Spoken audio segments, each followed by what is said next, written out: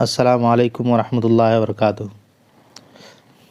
उम्मीद है कि आप सभी हजरात खैरियत से हैं, क्योंकि हम सभी उम्मीदवार काफ़ी ज़्यादा परेशान हैं कि हम सभी लोगों का रिज़ल्ट कब ज़ाहिर होगा। तो इस चीज़ को लेकर बहुत सारे उम्मीदवार हैं जो अरशद साहब को, नफ़ीस भाई को या फिर रमज़ान भाई को कॉल पे कॉल कर रहे हैं। लेकिन सिर्फ कॉल करने से नहीं होगा, क्योंकि वो लोग भी काम कर रहे हैं। अगर हम सभी लोग उनको कॉल कर कर के परेशान करते रहेंगे तो उनको भी अच्छा नहीं लगेगा, क्योंकि उनके जैसे हम सभी लोगों के पास जैसे हम सभी लोग बेचैन हैं रिज़ल्ट को लेकर, वो लोग भी इसी तरह से बेचैन हैं। क्योंकि अभी छुट्टी चल रहा है, आज संडे है और कल फर्स्ट जनवरी है, तो कल हो सकता है कि ऑफ़िस में कम ही लोग मिलेंगे। इस वजह से इसी चीज़ को लेकर आज एक मीटिंग रखी गई थी और उस मीटिंग में सिर्फ ये इसीलिए रखा गया था कि आप सभी लोग बार बार कॉल ना करें। जो भी अपडेट होगा कल शाम तक आप सभी लोगों तो जो भी अपडेट होगा कल शाम तक आप सभी लोगों के पास वो हाज़िर हो जाएगा।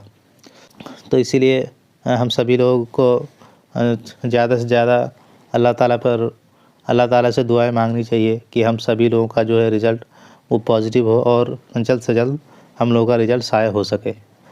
और मैं आप सभी लोगों से निवेदन करता हूं कि व्हाट्सएप में इधर उधर की बातें ना करें। ख़ास करके कुछ लोग हैं जो नेगेटिविटी फैलाते रहते हैं, ऐसे लोगों से दूर रहें और बिना वजह की बातें व्हाट्सएप या टेलीग्राम ग्रुप पे ना करें। क्योंकि अगर आप लोग क्योंकि कुछ लोग ऐसे हैं जिनको आप कम अक्ली बोले या फिर ज़्यादा होशियार बोले, वो लोग लगता है कि लोगों को बेवकूफ़ समझते हैं। वो लोग काम करने वालों तो मैं तमाम लोगों से गुजारिश करता हूं कि इस तरह की बातें ना करें। क्योंकि जो भी आपके लिए मेहनत कर रहा है, आप तो कभी पटना आते नहीं हैं, और जो लोग मेहनत कर रहे हैं उनके मेहनत को भी आप लोग डिमोरलाइज़ कर रहे हैं, जिसकी वजह से हो सकता है कि वो काम करना छोड़ दें। अगर आप इस काम को नहीं कर सकते हैं तो जो लोग कर रहे हैं उनका साथ दें। अगर साथ नहीं दे सकते हैं तो उनको तंज कसने की कोई ज़रूरत भी नहीं है और तंज कसनी भी नहीं चाहिए।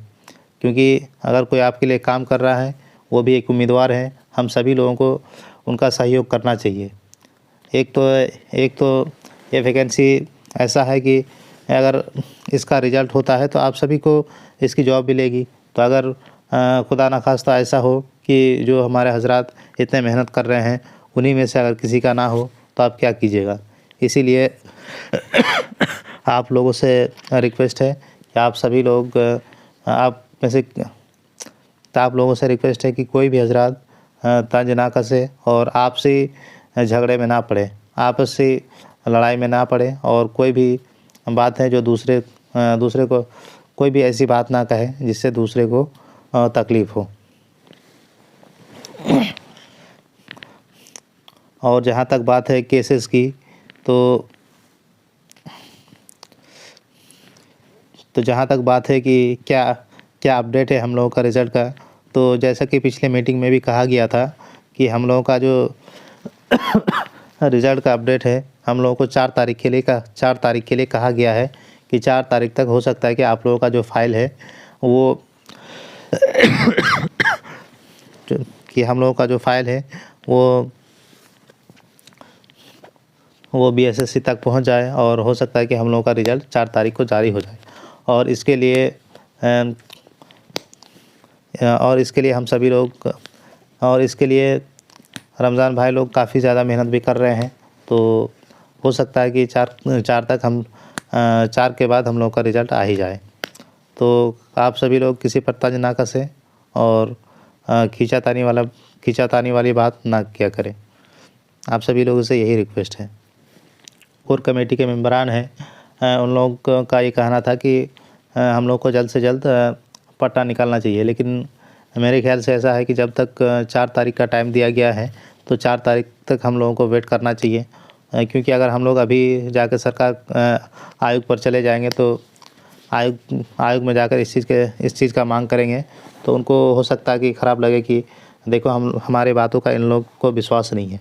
इसीलिए अगर इसीलिए मीटिंग में ये फ़ैसला लिया गया है कि जो भी लोग पटना में हैं, ख़ास करके आफ़ताब भाई है, रमज़ान भाई है, उन और भी 4-5 लोग हैं, वो लोग सिर्फ जाके आयोग में और जहाँ भी हमारी फ़ाइल अभी पड़ी है वहाँ राब्ता करें और क्या मुश्किलात आई है जिसकी वजह से हम लोग का रिज़ल्ट अभी तक नहीं निकल पाया है।